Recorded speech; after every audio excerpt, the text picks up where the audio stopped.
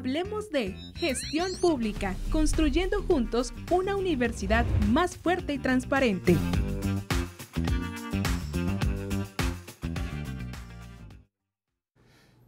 ¿Cómo le va? Muchas gracias por estar con nosotros en la emisión de este mes de noviembre. Hablemos de gestión pública, construyendo juntos una universidad más fuerte y transparente. A nombre de quienes hacen posible este programa, les saludo y le agradezco el favor de su atención, de que nos esté acompañando a través, primero, aquí en el 35.1 de Televisión Digital Terrestre, TV UJAT, y a través de nuestros canales, en su sistema de cable nos pueden encontrar en el canal del 35 y además pues también estamos a través del Facebook Live, a través de www.ujat.tv. Un programa que se hace aquí en la televisora universitaria, la Dirección General de Comunicación Social, con el empuje, con la delicadeza de ese liderazgo que tiene la Contraloría de la Universidad Juárez Autónoma de Tabasco. Hoy el tema lo vamos a dejar para que usted nos dé el seguimiento, rendición de cuentas y transparencia en los entes públicos. Para darle la primera pincelada a este cuadro, me permito presentarle ante la Cámara en esta semblanza que tenemos preparada del doctor Miguel Armando Vélez Telles, quien además es titular de la Secretaría de Finanzas de esta Casa de Estudios. Miguel Armando, ¿cómo estás? Muy bien, Gilberto, muchas gracias de estar aquí con ustedes, saludando a mi estimada amiga María de los Ángeles Carrillo y bueno, ¿qué puedo decir de aquí? Mi excelente amigo también, conocedor de este tema bastante y que bueno, estamos, Pues vamos a ver la semblanza siguiente porque si no, esto es importante para ustedes. Chéquela.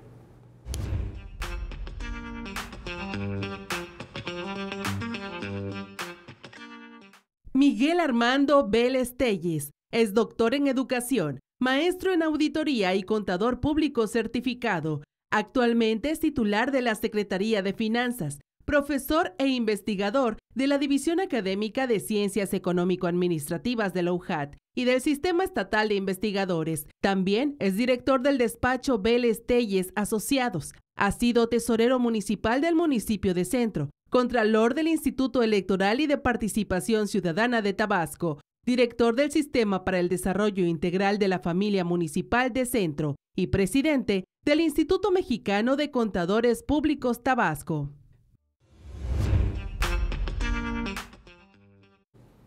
Una vez más, bienvenido. Y para amarrar este trabuco que estamos haciendo, está con nosotros una vez más quien es asesor de la Secretaría Técnica de Rectoría, profesor investigador de esta Casa de Estudios, es el doctor Pedro Antonio Cerón López. ¿Cómo estás, Pedro? Bienvenido. Permítenos, antes de que digas cualquier cosa, tenemos que mostrarle a nuestra audiencia lo siguiente.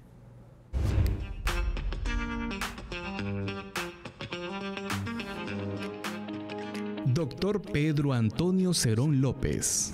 Es doctor en estudios jurídicos por la Universidad Juárez Autónoma de Tabasco. Actualmente es asesor en la Secretaría Técnica de Rectoría de la UJAT y profesor e investigador de la UJAT, en el que ha impartido cátedra en la licenciatura y maestría en Derecho, en las asignaturas de Derecho Constitucional, Derecho Civil, Derecho Administrativo, Sociedad de la Información, Protección de Datos y Derechos de Autor. Ha impartido sus conocimientos en capacitaciones, cursos y conferencias en materias de acceso a la información, protección de datos personales, archivos públicos e indicadores de gestión. Es titular del despacho jurídico Cerón Abogados, especialista en materias constitucional, penal, civil y administrativa, propiedad intelectual, acceso a la información, datos personales, archivos públicos. Fue secretario ejecutivo en funciones y coordinador proyectista del Instituto Tabasqueño de Transparencia y Acceso a la Información Pública. Fue titular de la Jefatura de Planeación y Evaluación de la DAXI. Fungió como apoderado y asesor jurídico, consultor en diversos momentos en materia de transparencia y acceso a la información de los ayuntamientos de Centro, Tacotalpa y Paraíso. Es autor de diferentes publicaciones de artículos en capítulos y revistas. Hoy en el estudio, doctor Pedro Antonio Cerón López. Antonio, bienvenido. Muchas gracias, Gil. Gracias de nuevo también, contadora Carrillo, por la invitación. Yo gustoso de estar de nuevo con ustedes. Y pues, con qué mejor compañía que con el doctor Vélez también. Muchas gracias, Pedro, muy amable. Muchas gracias. Y para cerrar cuadro, me permito presentar, saludar quien es líder de este proyecto, es la contralora de nuestra casa de estudios, María de los Ángeles Carrillo. Bienvenida. Gracias, Gil. Nuevamente juntos aquí, va a ser una delicia este programa. A ver, María de los Ángeles y un servidor quedamos en la situación de con qué continuar con este programa. Nos quedó, y amén de decirlo con otras palabras, nos quedó bastante bien el primer programa. Sí, bastante bien, y sobre todo con toda la plática que nos dio el doctor Pedro Cerón respecto de la entrada en vigor de la nueva ley de transparencia y acceso a la información pública. Es un tema pues relativamente nuevo, hubieron muchos cambios, pero qué mejor que preguntarle al doctor Pedro Cerón si le quedó algo en el tintero o no. Bueno, puntos en el tintero y muchos. Como habíamos comentado el programa anterior, pues esta ha sido una reforma bastante controversial por lo que implica y la oleada de cambios que se han estado suscitando a raíz de su implementación. Para recordar un poquito y bueno, pues meter también en contexto al doctor Vélez, que estuvo ausente en la charla anterior, se trató acerca de qué implicaban las reformas en materia de transparencias. En marzo de este año, de 2025, se dio la reforma a nivel nacional, se expide la Ley General en materia de transparencia, y aquí en Tabasco, en junio de este año, o sea, estamos hablando de escasos meses, se expide también la ley para el Estado de Tabasco, en la que se hace una modificación sustancial respecto de cómo se garantiza el derecho de acceso a la información pública contenido en el artículo 6 constitucional. ¿Cuáles son las novedades que trae esta reforma? Principalmente los cambios de estructuras que se dan, los cambios de procesos y, bueno, pues la implementación de nuevos actores políticos en este ejercicio del derecho de acceso a la información. De lo más controversial, pues en efecto, es la desaparición de los organismos constitucionalmente autónomos. Se fue el IFAI, el INAI, se fue el ITAIP aquí en el estado de Tabasco, y todos los órganos garantes que eran órganos autónomos constitucionalmente reconocidos en todos los estados de la República. Desaparecen, ya no hay estos órganos garantes, y en su lugar se crean y se dotan de atribuciones a ciertos organismos, como en el caso del Instituto de Transparencia para el Pueblo a nivel nacional y a nivel estado, que va a ser garante solo de algunos sujetos obligados, y en el caso de otros se les dota principalmente a las contralorías internas de esas atribuciones para garantizar y vigilar el debido cumplimiento en materia de acceso a la información. Este es uno de los cambios que ha dado mucho de qué hablar. Hay mucha polémica al respecto. Algunas voces insisten en que esto ya por sí mismo implica un gran retroceso en materia de acceso a la información, y otras que ven estas modificaciones de buena manera, principalmente porque siguiendo la política que la ha impulsado, pues implica una simplificación normativa, hay una reducción en el presupuesto para el ejercicio de estos derechos, se combate a la corrupción, y hay otros más escépticos indicando de que al no existir un órgano constitucionalmente autónomo, pues no hay esa certeza, esa garantía que el derecho de acceso a la información efectivamente está garantizado aquí en México. Es un retroceso bastante importante para algunos, ¿no? Entonces ese es un gran tema, pero no es el único que se da a raíz de las reformas. También se modifican algunas cuestiones, se amplían muchos aspectos que obligan a las instituciones a publicar mayor información, y esto es una realidad. Se esclarecen, más que ampliarlos, se esclarecen ciertas situaciones que en la práctica ya se estaban dando. Habíamos escuchado con las anteriores leyes que había lo que se conocía como información mínima de oficio, información que es obligatoria para todas las entidades públicas. Hay un catálogo que ya las leyes desde las primeras, desde 2008 que se expidieron, un catálogo amplio de información que se obligaba a todas las dependencias a publicar. Hoy en día, con estas nuevas leyes, se amplían, sí, pero más que nada esa ampliación corresponde a que se recoge lo que en la práctica ya era necesario. Se amplían sujetos obligados, se amplían temas en materia de transparencia y bueno, pues esto siempre con la finalidad de rendir cuentas de una mejor manera. María de los Ángeles, y eso es solo una parte de lo que trajo el tema, pero ¿cómo se empalma, cómo se ensambla con la transparencia, la rendición de cuentas? Y si alguien sabe de cuentas claras, pues es nuestro señor secretario de Finanzas. Sí, pues sobre todo que se implica muchas cosas, inclusive se mezcla hasta con las últimas adecuaciones que se hicieron al Código Fiscal de la Federación, que parecería que no tiene nada que ver, pero tiene mucho que ver. Y bueno, la rendición de cuentas pues no data de ahorita, porque tampoco es algo nuevo que surgió en esta época moderna. Viene del término anglosajón, accountability. Entonces eso era la rendición de cuentas. Lo había, sobre todo, me remonto mucho más allá de la época medieval, donde ya había rendición de cuentas. Pero ¿por qué mezclo también lo que pasa con el SAT? Porque en la prevención y lavado de dinero surge una figura que sí estaba en la reforma iniciativa, se aprueba y todo, y aparece ya desde el 2013, pero ahora nos vuelven a decir a todos, pero también tiene que ver con los entes públicos, lo que es el beneficiario controlador. ¿Y qué tiene que ver en esto que está comentando también Pedro y aquí que estamos en esta mesa?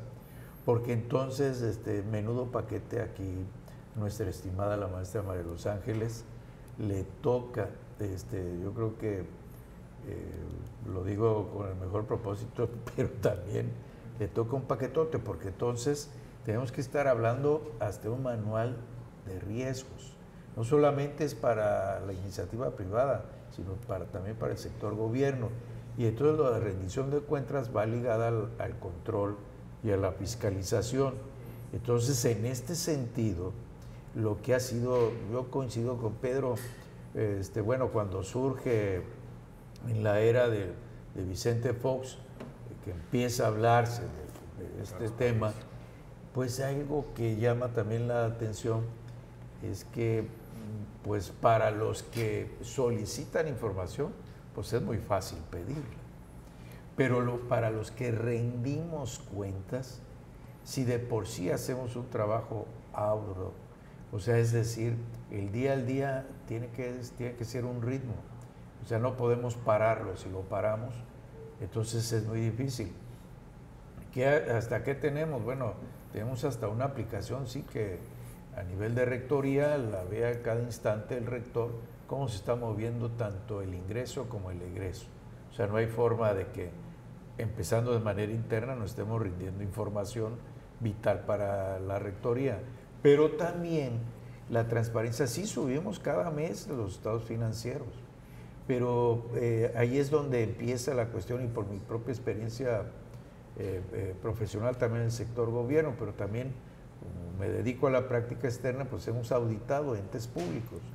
Entonces es tanto, imaginemos en el lugar de María de los Ángeles, toda la información que llega, entonces acá está el ente haciendo su transparencia.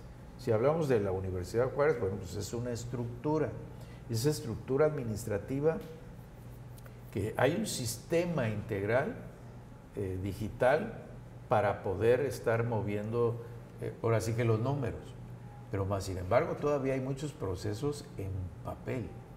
Entonces, por un lado baja la Auditoría Superior, muy moderna, con que ya no me mandes documentos originales, sino tú me mandas todo de manera digital. Pero aquí está curioso, pero bien curioso.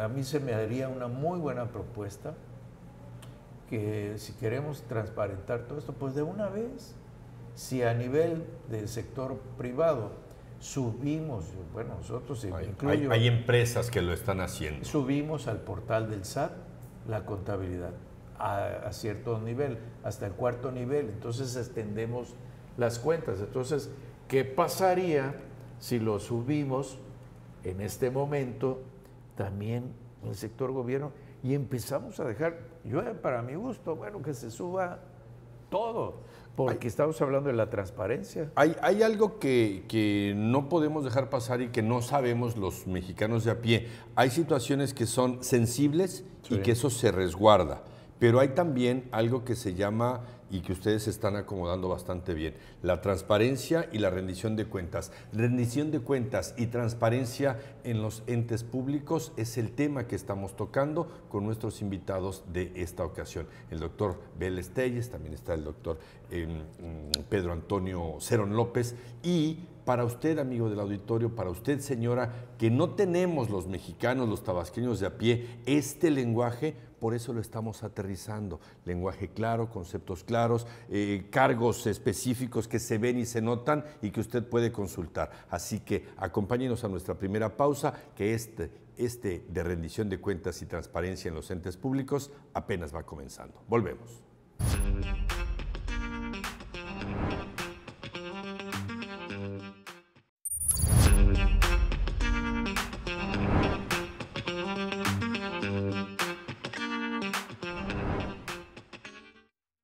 De regreso con ustedes, esto es Gestión Pública y estamos hablando de rendición de cuentas y transparencia en los entes públicos. Y entre el corte no podemos dejar pasar lo que María de los Ángeles Carrillo, Contralora, ¿no sería ninguna mala idea una auditoría en tiempo real?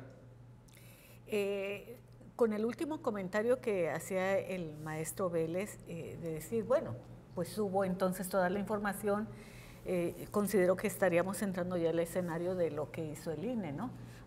Hacia los partidos políticos, que atrajo esa facultad de fiscalizar y lo fiscalizó en tiempo real.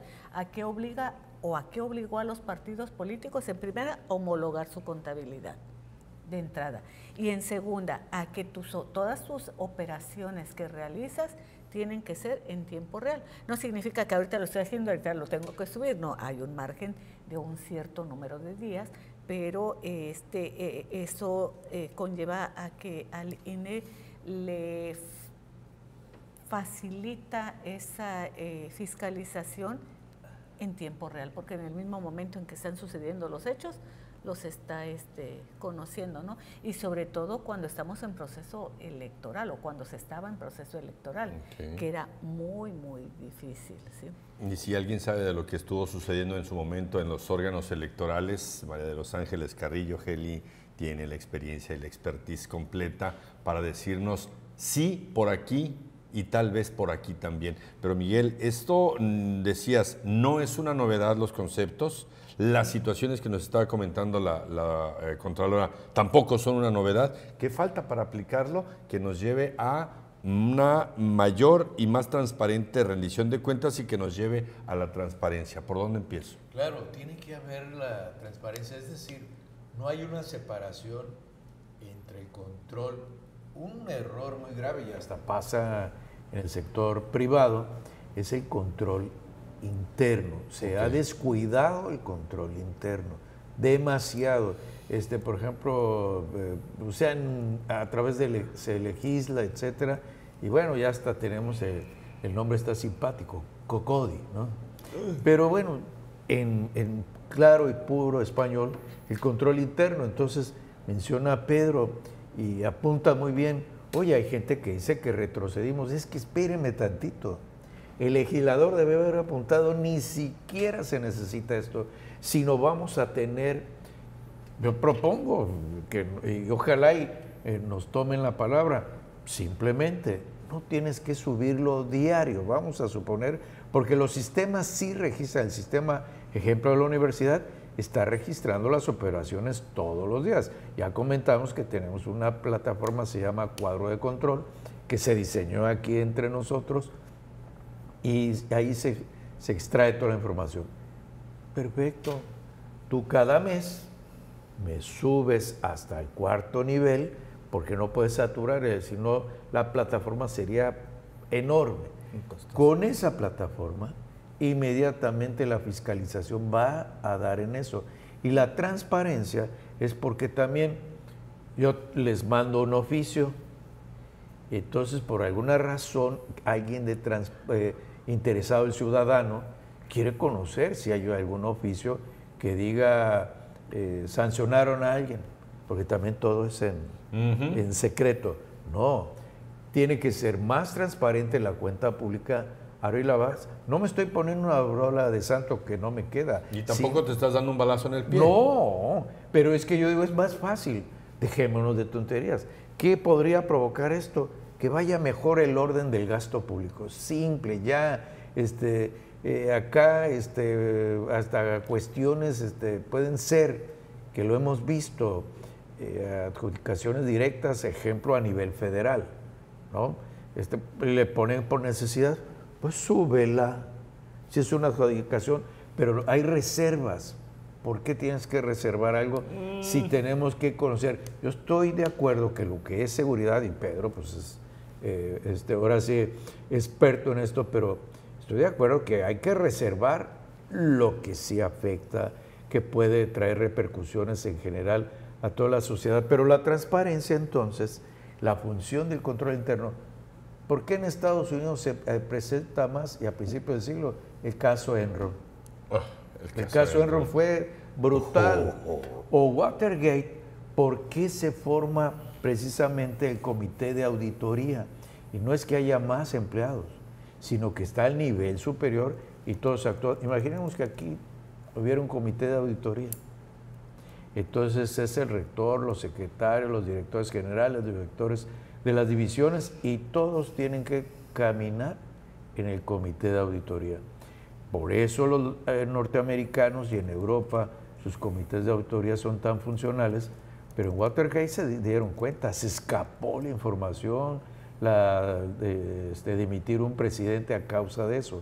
Entonces aquí el control y la fiscalización van a estar felices, o sea, bien acompañados. Y no es estar buscando culpables debajo de las piedras, como dirían algunos, como, no voy a decir nombres, pero hay quienes dicen, oye, te falta este documento, aquí lo tengo, sí, pero es A mayúscula, y tú lo tienes A minúscula, pues, entonces, ¿qué me estás buscando? No es estar buscando culpables o inventar culpables que no tengan una rendición clara y que no estén abonando a la transparencia, doctor. No, al contrario. De hecho, yo creo que ese es el verdadero espíritu que deben de perseguir estas leyes de materia de transparencia. Ese enfoque de publicidad y de apertura de información de las instituciones públicas, que es lo ideal, lo ideal. ¿Qué pasa? Que nos hemos como que mal acostumbrados a que si no está en la ley no tengo la obligación de publicarlo. Y eso nos lleva a uno de los grandes vicios en esta materia en lo particular. ¿No me la das? Pues ahora te insisto en una oleada de preguntas y preguntas y preguntas y preguntas hasta llega el grado de hartazgo tanto para los solicitantes como también para las instituciones.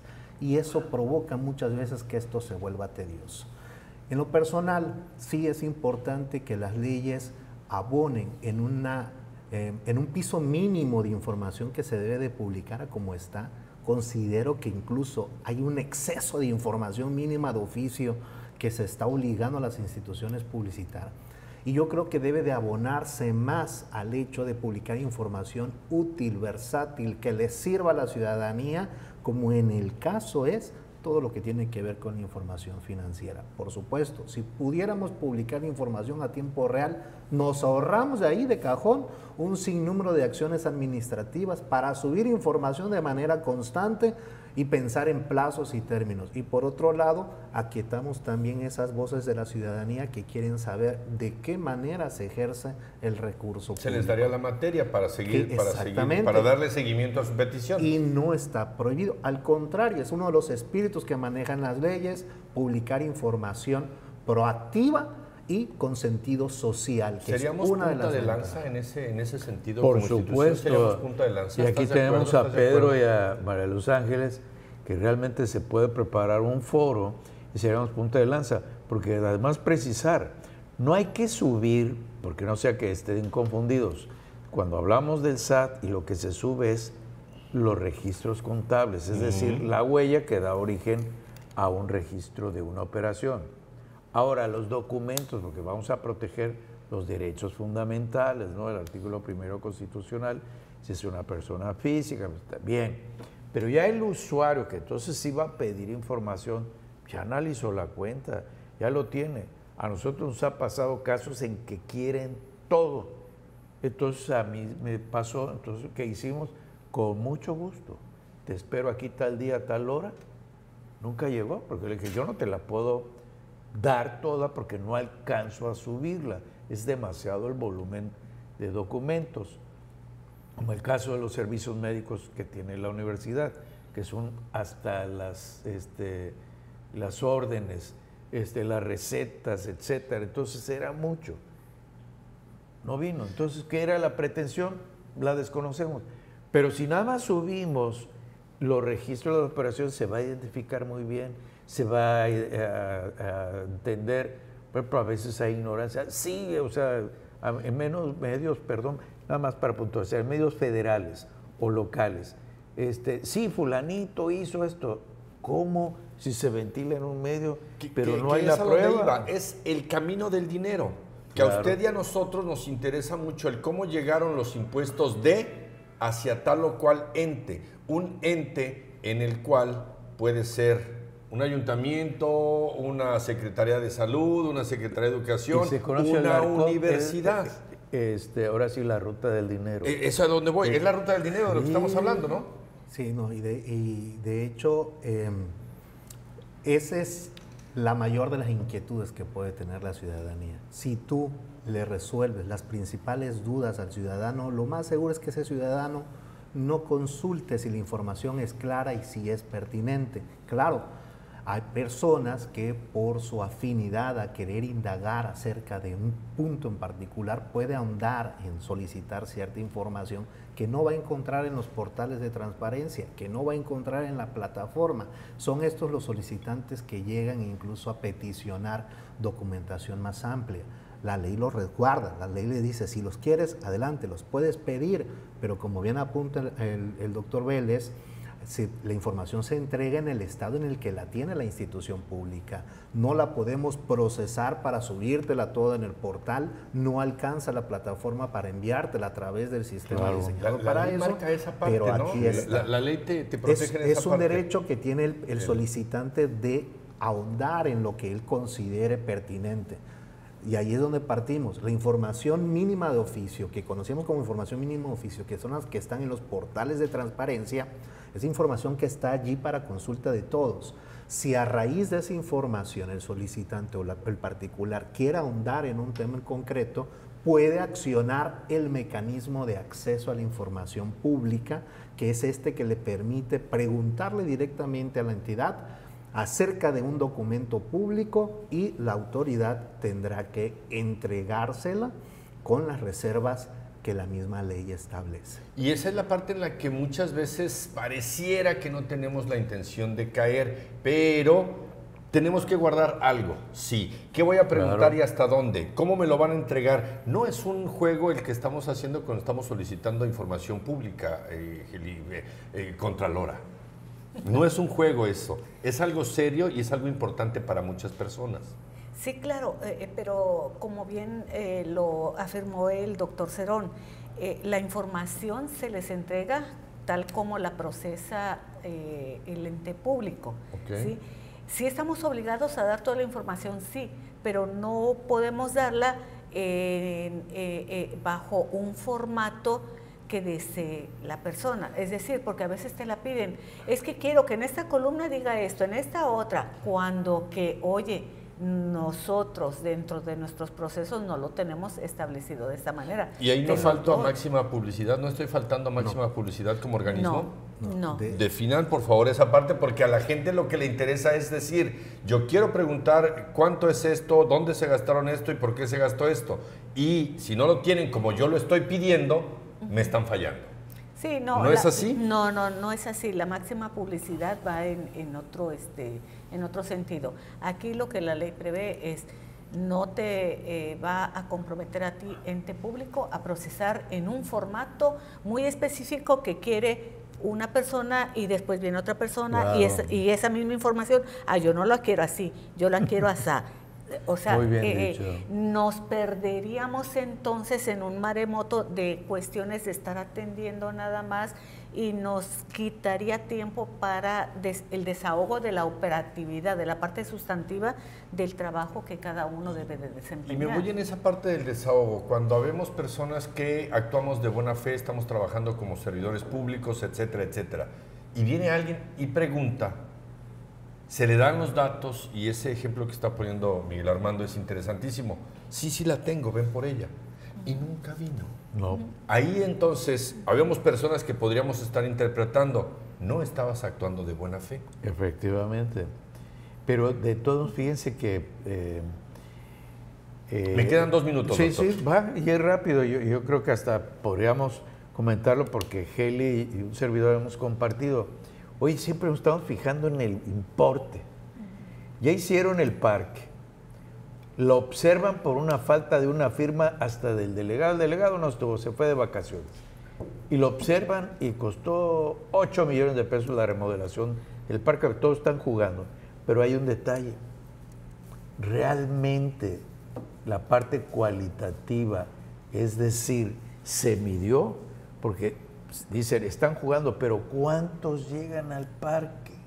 O sea, ese dinero llegó al objetivo realmente. Si hablamos del proceso electoral, ¿cuántas boletas se emitieron?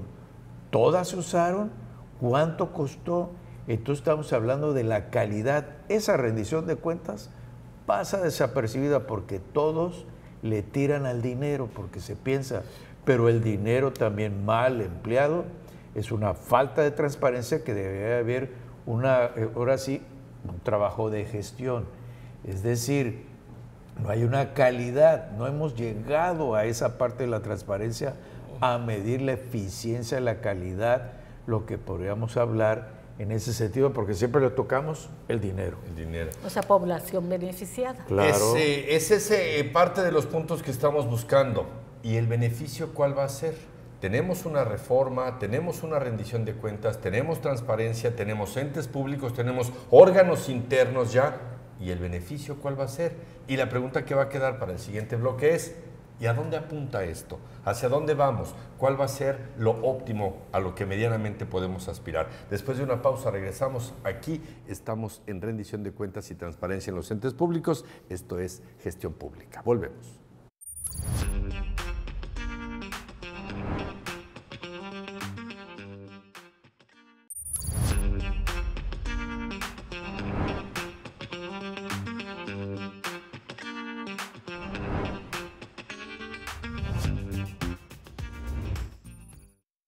Estamos de regreso con ustedes y vamos a el bloque final. La pregunta se queda en el aire, Pedro, la pregunta se queda en el aire, Heli, Miguel.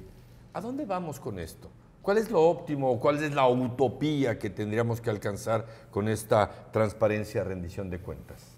Bueno, como instituciones públicas, desde luego, el objetivo a través de la transparencia es alcanzar una eficiente rendición de cuentas. Y aquí hay un concepto que el doctor Vélez mencionaba hace rato, acerca precisamente de que a través de la rendición de cuentas queremos enfocarlo por la vía de la transparencia y nos quedamos únicamente en cumplir la normativa, en cumplir lo que está en la ley para subir la información mínima de oficio. Y hasta ahí se quedan muchas instituciones. Okay. ¿Cuál es el objetivo o hacia dónde debe de estar encaminada?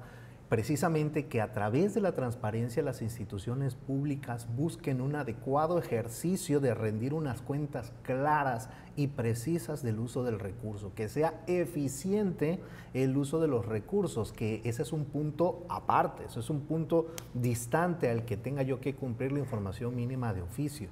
Yo necesito demostrarle, o más bien darle a conocer a la ciudadanía que el uso de los recursos está debidamente pensado, aplicado correctamente, atendiendo los objetivos institucionales que persigue la dependencia como tal. Entonces, para allá debe de estar encaminada. Y déjame decirte que uno de los puntos prioritarios con los que se puede alcanzar este objetivo es precisamente este ejercicio de abrirse hacia la ciudadanía, que es propiamente la transparencia, a través de la publicidad de lo que se conoce como datos abiertos. Si así como el sistema financiero que mencionaba el doctor Vélez, subimos información que pueda ser procesada, esos son los datos abiertos, bases de datos que puedan los ciudadanos filtrar, generar, que ellos busquen, estiren y aflojen para que puedan dirimir sus dudas. Con eso cada día vamos a abonar un poco más a una eficiente rendición de cuentas como tal. Desde luego es publicar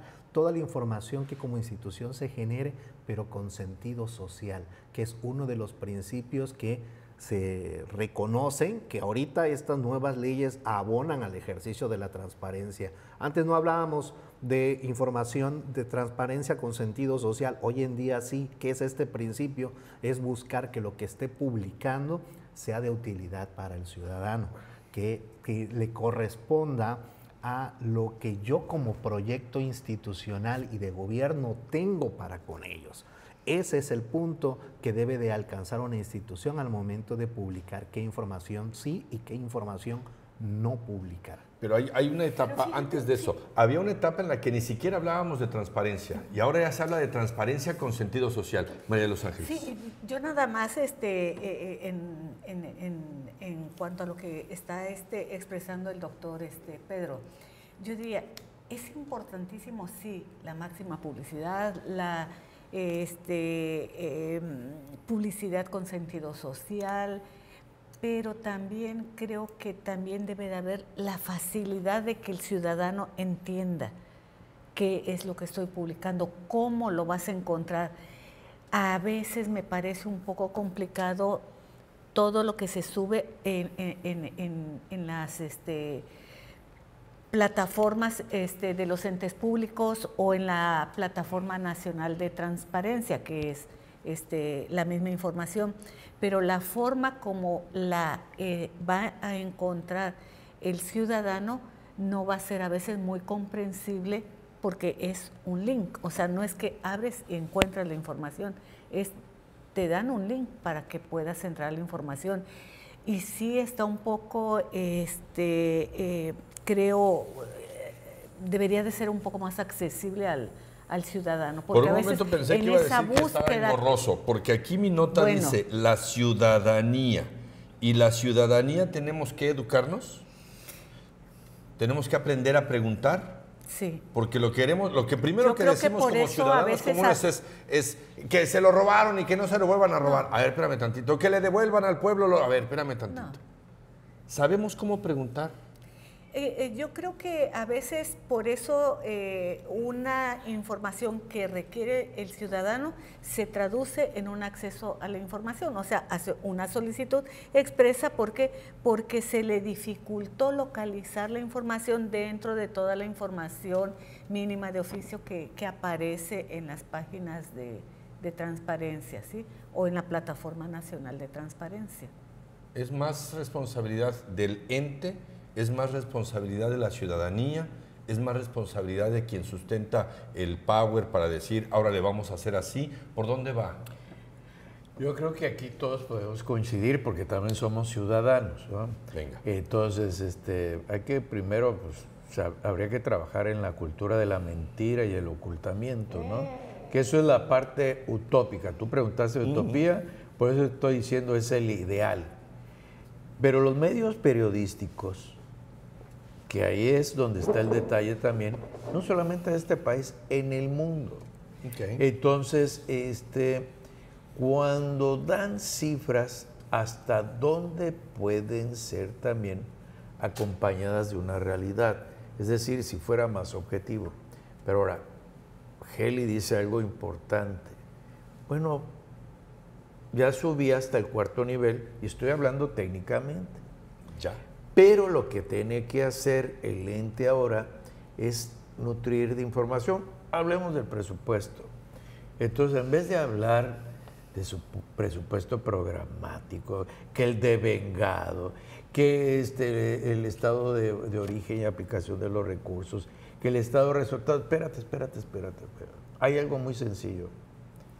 Este era el presupuesto y cuáles son los renglones más importantes en los que se ha gastado ese recurso. Si eso se da de manera, ahora sí, en un apartado, el ciudadano en general, y ya también nadie va a poder manipular, porque esos datos pueden hasta rezar lo que es tan fácil, bajo protesta de decir verdad.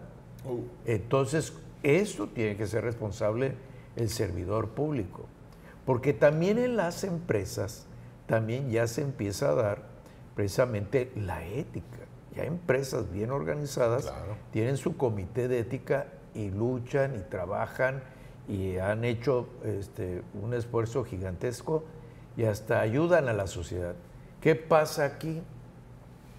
Pues podría ser el ejemplo. Subió el empleo, pero ¿cómo? En base a que vinieron remesas, también se compensó con una ayuda social, ¿en qué sector? O en qué sector. Pero entonces, como los datos que están, pondría el ejemplo del INEGI, el INEGI tiene microdatos, esos son los que menos se ven, a los que menos busca uno, que le dice, bueno, pues vamos a poner mejor los microdatos al principio para que quienes no necesariamente tienen que ser ni profesionistas, que entienda la ciudadanía que en su colonia hubo una inversión, pero sí, ¿cuál es? La que quiere conocer. Se invirtieron 50 millones de pesos pero en infraestructura, porque esa frase va muy compuesta. Pero sí, pero por acá es la fiscalización de la transparencia y también para quien quiere pedir más datos porque quiere hacer un análisis profundo, dejémoselo a él. Pero el ciudadano no tiene obligación de tener una cultura también transparente. El ciudadano también tiene que tener la cultura de ser ciudadano, buen ciudadano, que es el civismo. En ese hay que trabajar mucho. Pero el servidor público de cualquier nivel lo que tiene que hacer es dar una información. Ustedes decían, y a mí se me hace ideal, si está el término mínima de oficio. Esto es que es necesario cuánto recibió de... Nosotros estamos trabajando en eso. En breve lo vamos a poner ya en la página, cómo se va comportando el presupuesto, cuáles son los renglones más importantes, punto. Ahí está. Entonces eso le confía a la comunidad universitaria, a la sociedad, pues cómo está el dinero que se recibe aquí y hasta de los ingresos propios. Pero cuando todo lo guardas, cuando no quieres, tienes miedo de que te pregunten, bueno, es que entonces estás haciendo mal uso de los recursos públicos. Entramos a la recta final, doctor Cerón. Comenzamos con los cierres, ¿te parece? Sí. ¿Cómo podemos ir cerrando y cómo ir acomodando esta concatenación? Bueno, yo creo que hay que hacer mucho énfasis en la actitud que deben de adoptar los servidores públicos a nivel institucional. Hemos hablado de sobre quién hay que trabajar. Yo creo que todo el mundo tiene que hacer su labor. Los particulares o los individuos, desde luego, en construir ciudadanía, en ser entes cada vez más interesados y, por llamarlo de una forma coloquial, preguntones acerca del quehacer de las instituciones, pero de este lado también el ser muy proactivos y en tener este chip, esta connotación de que la transparencia y la rendición de cuentas son principios que están y que se van a quedar para siempre. Nosotros tenemos que estar a la expectativa de que no importa quién me pida la información, no importa para qué la quiera utilizar esta persona, sino estar abierto a que tengo que entregarla. Y en donde hay que trabajar es precisamente en cómo hacernos más fácil el ejercicio de este derecho, en tratar de pulir que la información mínima de oficio esté de una manera que le sea atractiva a la persona, que le sea interesante al ciudadano. ¿De qué me sirve cumplir con cerca de 70 u 80 obligaciones de transparencia, que eso es la información mínima de oficio? Solamente de las comunes son cerca de 46 o 51 obligaciones mínimas de oficio, más las específicas que requiere cada sujeto obligado. ¿De qué me sirve cumplir con esa información? Le invierto recurso a eso si en realidad habrá muy poca gente o nula gente que la consulte como institución, y es ahí en donde sí tenemos que trabajar, en hacer portales de transparencia pues dinámicos, en lo que sean atractivas para los ciudadanos, que puedan consultarlo. Hay un principio en el ejercicio de consultar informaciones, que por lo menos si estoy interesado en un punto no me debe de costar más de 3 clics poder llegar a la información que a mí me interese. Y es aquí en donde retomo los comentarios de la contadora hace un momento, porque decía, es que la información que se está publicando es complicada, es compleja. Sí, sí lo es, porque la normativa así nos los exige. Entonces, para poder conocer, por ejemplo, el salario de un servidor público que es mínima de oficio, tengo que meterme a la página principal, luego al portal. Si me quiero meter a buscar al apartado de transparencia, buscar el inciso correspondiente, a abrir una plataforma. Ya se me acabaron los megas. Ya me desinteresé por completo de esa información. Entonces hay que buscar, y es en lo que no debe de dejar de trabajar la institución, hay que buscar mecanismos que nos permita cumplir, sí, pero cumplir de una manera eficiente para los ciudadanos, que la información esté atractiva, esté accesible, esté ágil y que sobre todo, desde luego, sea verídica. Y ahí el punto también importante, como instituciones no podemos nosotros calcular qué es lo que pueden o no hacer los servidores, los particulares. A lo mejor un periodista con un tema de nota roja quiera tergiversar cierta información. Aquí el punto es que si yo como institución soy transparente y publico esa información, pues fácilmente podemos desdecir a quizás la mala intención que pueda tener esta persona. Que no sucede en México eso regularmente. O suele pasar que la dan a medias, es una información cooptada, no es falsa, pero sí está tergiversada. Bueno, si nosotros nos aperturamos a dar a conocer cada vez más información de utilidad, bueno, eso puede ser fácilmente contrastable, ¿no? Esa es una muy, muy buena posición y lo de los periodistas en México, eso nunca va a suceder, que algún periodista socarrón esté pretendiendo hacer algo así. Doctor Vélez, nos quedan un par de minutos para una conclusión. Bueno, como hemos dicho desde el principio, la rendición de cuentas y la transparencia realmente van ligados de la mano, no se pueden separar, porque al hablar de rendición de cuentas, entonces tiene ese cariz de que tenemos que pensar en hacer algo muy distinto, muy distinto. Entonces, para hacer esa parte distinta, también tenemos que cambiar de mentalidad todos. Decía María de los Ángeles, es demasiado abrumador. Entonces, realmente también hay que integrar un sistema único de rendición de cuentas y acabamos con el problema. Pero si cada quien inventa y a nivel de legislación, o sea, de los congresos, cada quien lo hace como quiere, por eso no funciona, no está funcionando, no va a funcionar. Es más fácil en Dinamarca, Suecia, Finlandia, etcétera, pero porque su sistema de información, y su sistema de información es sencillo. Entonces la ciudadanía entonces sí se mete, pero aquí vemos una mampara, beneficiaron a tantos habitantes. Al final de cuentas no lo acepta el ciudadano, porque eso no es lo que quiere ver. No acaban de hacer la calle y empieza a reventar. Entonces, ¿para qué se hizo la rendición de cuentas?